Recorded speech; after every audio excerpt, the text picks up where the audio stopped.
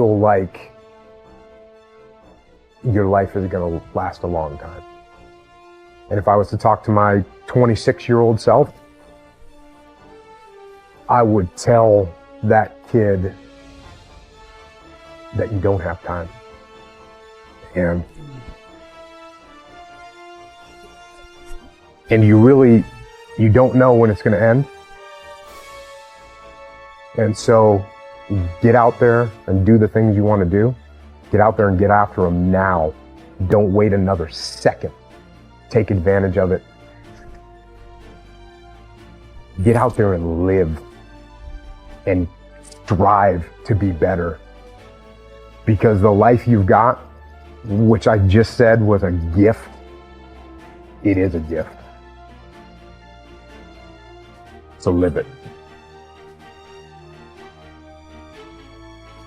Yeah, I always wanted to be a commando ever since I was a little kid. And I heard that the SEALs were really tough and that the training was really tough.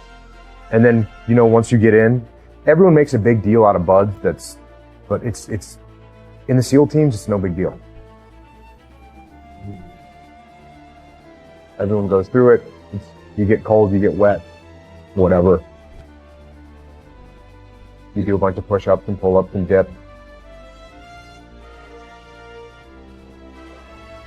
Anyone that gets to the SEAL teams and does deployments overseas and has a real career, they're not talking about buds training. It just doesn't mean anything. I had a guy that was, a NCAA water polo team captain champion. He quit. And I had a guy that was an Olympic alternate gymnast, and he quit. Just because someone's a good physical athlete, it doesn't mean that they're a good SEAL. Because being a good SEAL is a lot more than just being a good athlete. Being a good athlete is like the baseline. And it's everything that you learn to do after that. A good leader, a guy that's tactically sound, a guy that makes good decisions, a guy that's good under pressure, a guy that doesn't ever give up on trying to accomplish a mission. Those are the things that make a good SEAL. So you're always learning and growing, and I was always learning until the day I retired. Because it's not a boom, this happened and everything changes. It's a constant addition of skill set and repetition of situations where you become competent at your job. The fear of getting shot or killed is not on your mind when you're in the moment. It'll build up when you're waiting to go out. There's times you're waiting to go out and you're like thinking to yourself, okay, there's a lot of bad things going on out there, and some of them have happened to me. But I think at some point you realize that there's nothing you can do about that.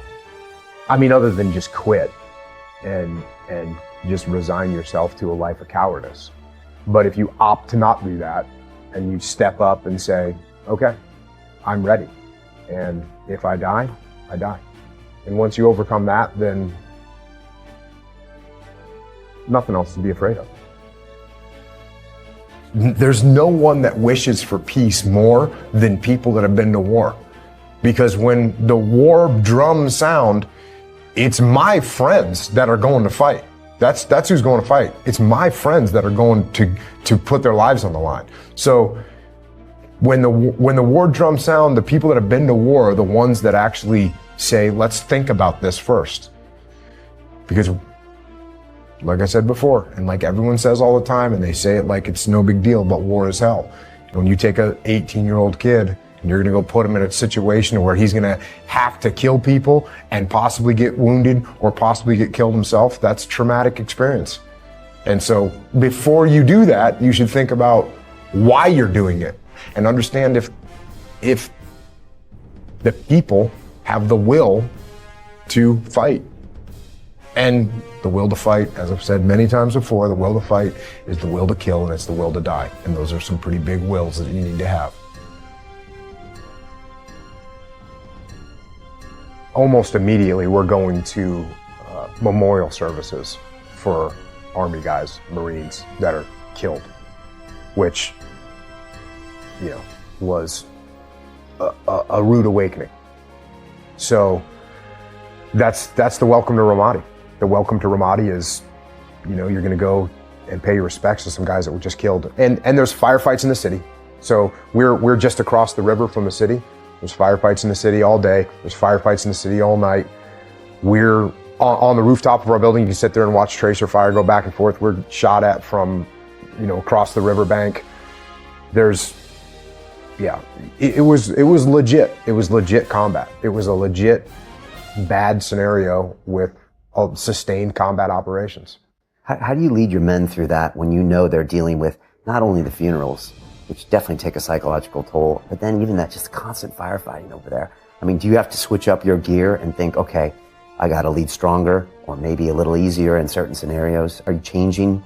Yes, you do have to modulate your leadership. And you have to do that if you're in the business world. You have to do that if you're leading any kind of team. You've got to modulate, and you got to recognize when your guys need to be pushed and when your guys need to be not pushed and given a rest. So you're constantly doing that, regardless of what kind of team you're leading. And in combat, like, I say all the time, it's amplified, because if you push your guys too hard in combat, they're going to break. Whereas in business, maybe they make errors on something, or maybe they do snap. I mean, it does happen in the business world where people can't take it anymore. But in combat, it'll happen very quickly. And so, you're constantly modulating and taking measure of where your guys are at. And, sometimes I didn't do a great job of that. Sometimes I went a little far and said, ooh, wow, I just saw the look on that guy's face. He needs a rest. And I should have recognized that earlier. And, you make mistakes, no doubt. What I had on my side was I had experience, and I had paid attention to my elders when I was a kid. And when I was getting trained and there was no war going on and it was the 90s, and I'd hear a guy, someone whose name you'll never hear, but a guy that if you're in the SEAL teams, you know who that person is because they were a legit badass Vietnam war hero. You'd hear them say something. I would hear them say something, and I would collect that and I would hang on to it. That's what prepared me, was that experience of growing up with listening to my elders. The SEAL team doctrine wasn't written down anywhere. It was all word of mouth and passed down from generation to generation that way. And making sure that you're not being cocky, making sure that you don't have the attitude that you talked about earlier of, we're always going to be better than the enemy. We're always going to win, because you're not always going to win. And especially if you think you're always going to win, then you're not going to prepare that the way you should. You're not going to give everything you can to your training to making sure that you are prepared for that moment when it comes. And it might come once on a deployment. It might not come on a deployment, and it might come on a daily basis. The sentries that are trying to hold down the fort and protect would take cover from all this enemy fire that was coming at them. In would come a big suicide vehicle-borne IED, truck-loaded bomb, and they would just drive right into the compound and detonate themselves and kill dozens of people. And they did that on multiple occasions. They did it times where they did it to multiple areas at the same time. Wow. So that's how coordinated the enemy was. They knew what they were doing. Were you impressed by them? Were you ever like, I didn't expect that to happen? Or did you ever have a respect for their tactics? I absolutely always had respect. I respect the enemy, absolutely. And the minute you're not showing respect to the enemy and their capabilities is, again, that's a lack of humility, and it's going to get you killed. You have to respect your enemy at all times. And whether your mission is to go out and capture, kill bad guys, or your mission is to produce something or sell something or manufacture something or design something, trying to get that team to be unified behind a plan and execute it efficiently, it doesn't matter what the mission is. You're still dealing with human beings. You're still dealing with people. Whether you're in the SEAL teams or whether you're in the Army or the Marine Corps, the people that are working for you are not robots. They're people. And you cannot give them orders and expect them to just execute like a robot would. If the military was like that, then military leadership would be the easiest thing in the world. My guys wouldn't just do what I told them because I outranked them. And I kind of get that funny look. Well, let me ask you this. I'm here because your employees aren't doing what you want them to do, right? Can you just fire them? Don't they work for you? Aren't they supposed to follow you because you're in charge and you write their paycheck? But all of a sudden they're not doing what you tell them to do. Why is that? It's the same exact reason, because they're people. And guess what? People want to own their own destiny. They want to be in charge of what's happening. They want to take ownership. They want to create the plan. That's how they want to go through life. They don't want to go through life being treated like a robot. They want to be treated like a human. So don't talk to me about, oh, well, it was easy for you because you had these highly trained, highly disciplined, Terminator robots that work for you. Not true. In fact, the opposite. I had a bunch of hard-headed, the guys that you talked about earlier, I had a bunch of hard-headed, very determined, thick-skulled guys that, I had to get them to do what I wanted them to do. I had to get them to want to do what I wanted them to do. I had to make them think that it was what they wanted to do.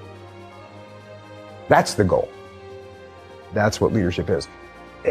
And the worse your plan is thought out, the less response you're going to get. And just like in business world, the less input I get from you as we create this plan, the less apt you are to execute it correctly. So when it comes time, when you have to go execute something, I want you to plan it. I'm not going to plan it for you. I want you to plan it. Now I'm going to come and check out your plan, and we'll collaborate to make sure it's the best plan, because maybe I have more experience than you, or maybe I have some strategic vision that you don't have. But I want you to plan it. That way you own it. And if you own it, when you go to execute it, you're going to put that much more effort into it. That's hard to quantify, but that's real. That is real. If you come up with a plan, you're going to put more effort and more pride in executing that plan than if I come up with a plan and I give it to you and tell you to execute it. That's just a reality. I don't care who you are. That's a reality. Ordering people to do things does not work. You actually have to lead them. And that another buzzword out there is accountability. You got to be accountable. You got to hold your people accountable. And to me, accountability is a tool. It's a tool of leadership, but it's not the primary tool of leadership. It's actually a crutch. It's actually a tool to use when you don't pull off leadership correctly. So what you want to do, I talk about this all the time. I didn't hold my guys accountable. I didn't, walk down the line and inspect what they were doing. And no, I didn't have to hold them accountable. They wanted to do the right thing. They wanted to do what was aligned with the mission. I had to hold them back. Never mind make them do it. And that's what leadership is. It's not about accountability.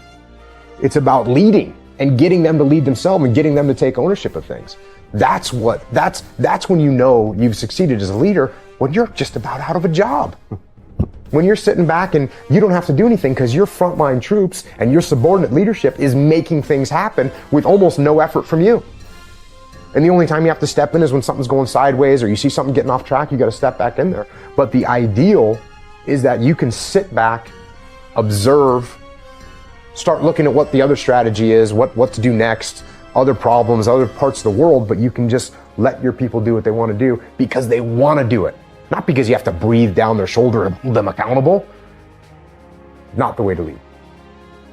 And to that same young man that wants to be a SEAL, the guys that want to be like Jocko one day, what do you tell that 20-year-old that sees this thing and says, I want to go do that? Well, first of all, don't try and be like me. Be better than me. Crush me. Make me look like a baby. That's what you do. And don't talk about it. Don't mull it over. Don't plan for it. Just get after it. Just get after it. Make it happen. Use your force of will to make it happen. As a human being, the strongest thing you've got is your force of will. So take that force of will and make that happen.